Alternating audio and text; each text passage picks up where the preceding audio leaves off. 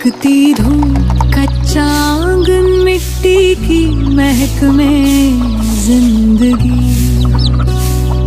Tubewell पे हंसी के छींटे, जहाँ उलझाती है कभी सुलझाती है जिंदगी।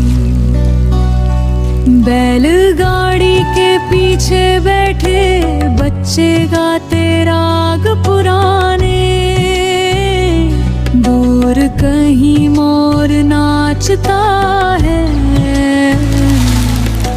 खेतों में रंग बिखराने।